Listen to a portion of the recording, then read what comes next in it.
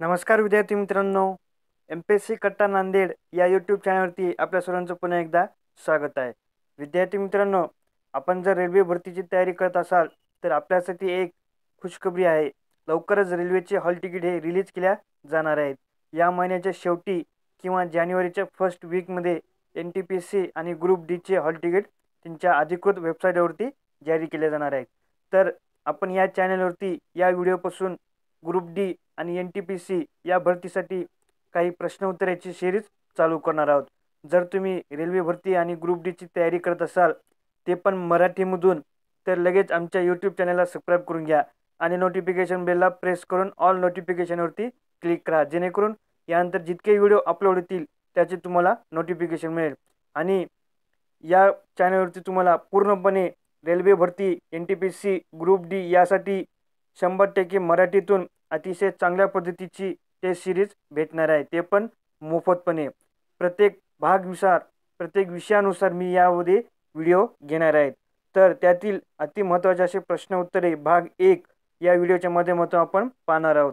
यामध्ये मी भरपूर असे प्रश्न उत्तरे घेतलेले आहेत, जी की वन लाईनर असणार आहेत. आणि हे सगळे प्रश्न उत्तरे या आधीच्या आतापर्यंत झालेल्या ग्रुप डी आणि NTPCच्या एक्झाममधून काढलेले आहेत. त्यामुळे प्रश्न उत्तरे महत्त्वाचे आहेत. व्हिडिओ शेवटपर्यंत नक्की पहा.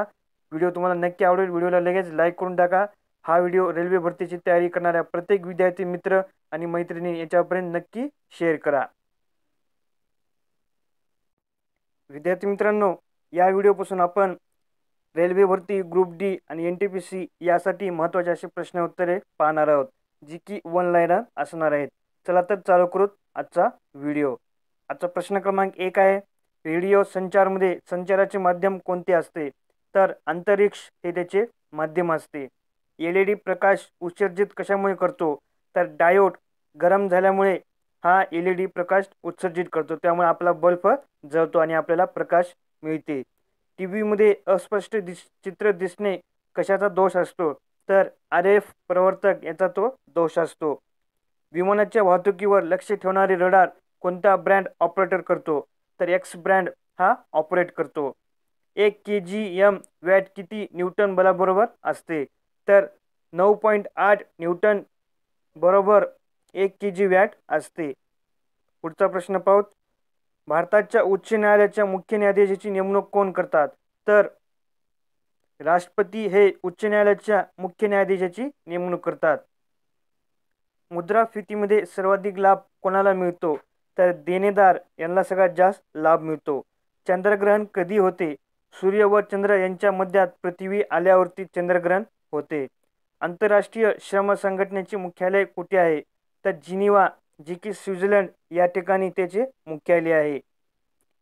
खेळ जगात थर्ड आयचा संबंध कोणत्या खेळाशी आहे? तर थर्ड आय म्हणजे थर्ड अंपायर असतो आणि तो क्रिकेटमध्ये असतो. पुढचा प्रश्न, उबेर कप खेळ कोणत्या खेळाशी संबंधित आहेत?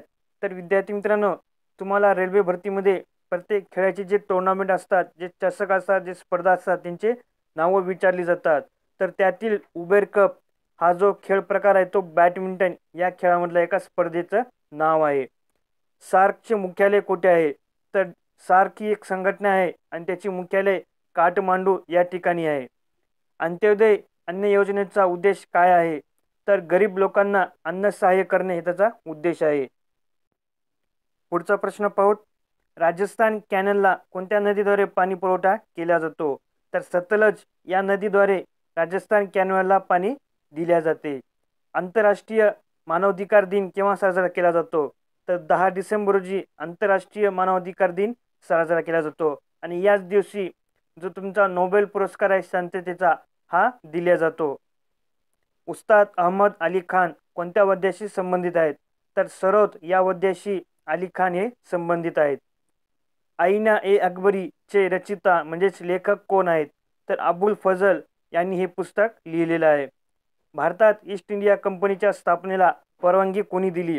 तर जहागीर राजा याने भारतामध्ये ईस्ट इंडिया कंपनीला सुरुवातीला स्थापना दिली. ती सुरुवातीला 10 वर्षासाठी परवानगी दिली होती. त्यानंतर ती कंपनी इथे परमनंटच होऊन गेली.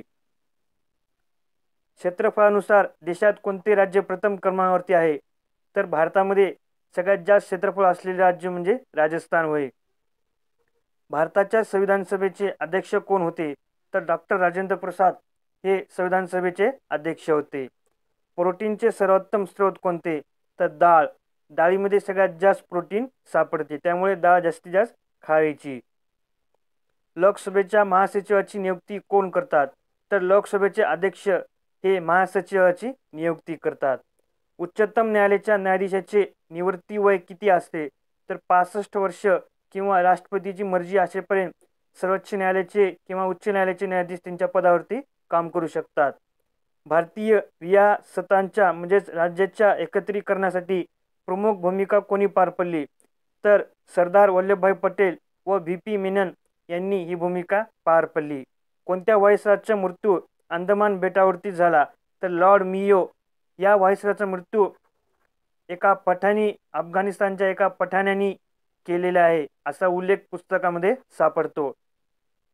नाबार्डचं नाव काय आहे? म्हणजे नाबार्ड काय आहे? तर नाबार्ड ही एक वित्तीय संस्था आहे जी की वेगवेगळ्या कारणासाठी वित्त पुरवठा करते, म्हणजे पैशाची पुरवठा करते. फायलोरिया रोगाचा प्रादुर्भाव कशामुळे होतो? तर एनाफिलिस डासामुळे या रोगाचा प्रादुर्भाव होतो किंवा पसार होतो. पानिपतची तिसरी लढाई कोणामध्ये झाली? तर विद्यार्थी मित्रांनो, पानिपतची लढाई ही मराठा व अफगाण यांच्यामध्ये पार पडली म्हणजे झाली. क्रिप्स प्रस्तावास कुणी बुडत्या बँकेचा पुढील तारखेचा चेक असे म्हटलेले आहे?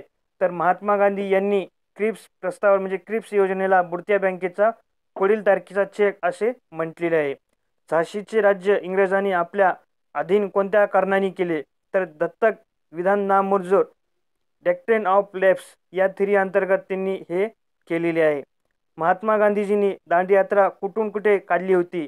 तर साबरमती आश्रम या ठिकाणाहून दांडी या ठिकाणाची त्यांनी काढली होती. मिठाचा सत्याग्रह यासाठी दांडी यात्रा काढली होती. हास्य गॅस म्हणजे लॉफिंग गॅस कशाला म्हणतात? तर नायट्रस ऑक्साईड यांना आपण हास्य गॅस किंवा लॉफिंग गॅस म्हणून ओळखतो. हवा कशाने गरम होते? तर संवहन क्रियेने हवा ही गरम होते म्हणजेच उष्ण होते.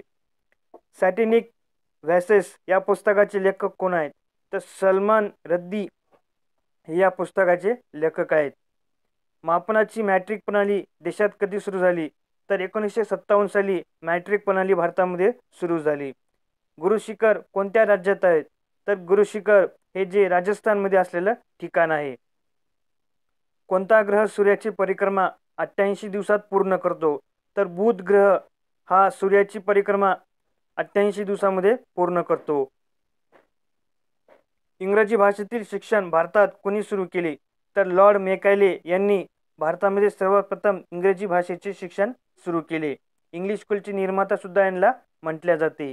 2011च्या जनगणनेनुसार कोणत्या राज्याची सर्वाधिक संख्या कमी आहे? तर सिक्कीम या राज्याची संख्या 2011 नुसार कमी आहे. राज्यसभेच्या सदस्याचा कार्यकाल किती वर्षाचा असतो? तर 6 वर्षाचा सदस्याचा कार्यकाल असतो. आणि राज्यसभा हे स्थायी सभागृह असते जी की कधीच निलंबित होत नाहीत. त्यातील जे सदस्य असतात ते दर 2 वर्षांनी निवृत्त होतात. पोरस राजा सिकंदरद्वारे कोणत्या युद्धात पराभूत झाला? तर झेलम नदी काठीवरती जे युद्ध झाले त्या युद्धामध्ये हा पराभूत झाला. आयुर्वेदाचे जनक कोणाला म्हणतात? तर आयुर्वेदाचे जनक चरक यांना म्हटले जाते. सगळ्यात आधी आयुर्वेदचं ज्ञान हे चरक ऋषींनी सगळ्या लोकांना दिले होते. कामरूप कोणाच्या राज्याचे प्राचीन नाव आहे? तर आसाम राज्याचे प्राचीन नाव हे कामरूप आहे. हवेची सापेक्ष आर्द्रता कोणत्या यंत्राद्वारे मोजली जाते? तर हायड्रोग्राफ या यंत्राद्वारे ही आर्द्रता मोजल्या जाते म्हणजे मॉइश्चर मोजल्या जाते. भारतात राष्ट्रपतींना शपथ कोण देतात? तर सर्वोच्च न्यायालयाचे सरन्यायाधीश हे राष्ट्रपतींना शपथ देतात. राष्ट्रपतीच्या पश्चात उपराष्ट्रपती किती काळापर्यंत राष्ट्रपतीचे अतिरिक्त कार्य पार पाडू शकतो? तर 6 महिन्यापर्यंत उपराष्ट्रपती हे राष्ट्रपतीची जबाबदारी पार पाडू शकतात. पुढचा प्रश्न पाहूत. 10 रुपयाच्या नोटेवरती कोणाची स्वाक्षरी असते? तर रिझर्व्ह बँक ऑफ इंडियाचे गव्हर्नर यांची यावरती सही असते. तर 1 रुपयाच्या नोटेवरती कोणाची सही असते याचं उत्तर तुम्ही मला कॉमेंट करून सांगायचं आहे. अकबर लहान असताना त्याची गुरु कोण होते? तर बेरम खा हे त्यांचे गुरु होते. आपल्या देशाचे संविधानिक नाव काय आहे? तर भारत हे आपल्या देशाचे संविधानिक नाव आहे. देशातील पहिली खाजगी रेल्वे कोणती? तर तेजस एक्सप्रेस ही देशातील पहिली खाजगी रेल्वे आहे. तेजस एक्सप्रेस कोणत्या शहरादरम्यान धावते? तर लखनौ ते नवी दिल्ली या 2 स्टेशन दरम्यान तेजस एक्सप्रेस धावते. मुघलसराय रेल्वे स्टेशनला कोणते नाव देण्यात आले? तर पंडित दीनदयाल उपाध्याय असे नाव या स्टेशनला देण्यात आले. इंडियन एअरफोर्स एअरपोर्ट गोरखपूरला कोणते नाव देण्यात आले? तर महायोगी गोरखनाथ एअरपोर्ट असे याचे नामांकरण झालेले आहे. आजचा शेवटचा प्रश्न, महाराजा वीर विक्रम मणिकॉय किशोर एअरपोर्ट कुठे आहे? तर आगरताला या ठिकाणी हे एअरपोर्ट आहे.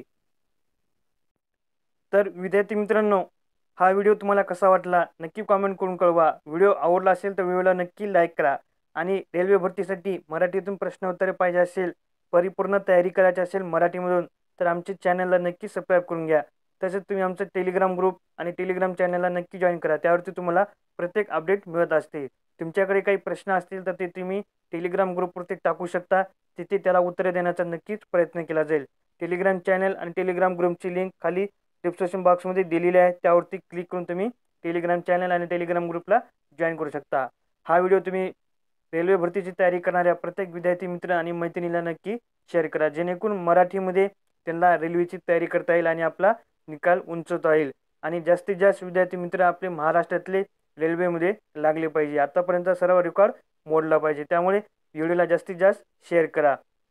चला तर विद्यार्थी मित्रांनो, भेटू पुढील व्हिडिओमध्ये. हा व्हिडिओ शेवटपर्यंत पाहिल्याबद्दल धन्यवाद. जय हिंद, जय महाराष्ट्र.